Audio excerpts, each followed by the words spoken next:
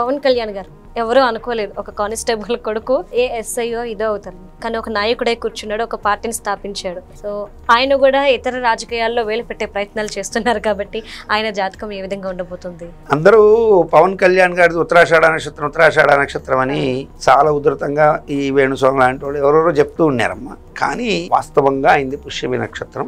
So Pushyami నక్షత్రము కర్కాటక రాశి. అతనిలో ఆవేశం ఆలోచన పాలు అనేటువంటిది 2023 జనవరి వరకు కూడా ఆవేశం పాలు 70%, ఆలోచన 30% ఉంది. అష్టమ శని ప్రభావం కావచ్చు, అష్టమ శని ప్రారంభం కాకముందు సప్తమం 7వ ఇంట్లో శని ప్రభావం కావచ్చు. రెండవది పవన్ కళ్యాణ్ అన్నప్పుడు ఆయన కన్యా రాశిలో ఉన్నాడు. కన్యా రాశికి ఉన్నటువంటి యోగ స్థితి ప్రభావాలు, గురువు ఎప్పుడు వృషభంలోకి వచ్చాడో అక్కడి నుంచి ఆయన సరైన పరిణతి ప్రదర్శించాడు. సో సరైనతే అంటే ఇప్పుడు ఎవరు మనోభావాలు ఎట్లా ఉన్నా ఉన్నది వాస్తవం చెప్పాలంటే చాలా మంది అనుకుంటారు వితౌట్ జనసేన తెలుగుదేశం లేదు, వితౌట్ బీజేపీ తెలుగుదేశం లేదు, తెలుగుదేశం లేకపోతే బీజేపీ జనసేన లేకపోతే తెలుగుదేశం. ఇవన్నీ శుద్ధ తప్పు నా దృష్టిలో. జాతక బలం జనసేన బలం జనసేనదే.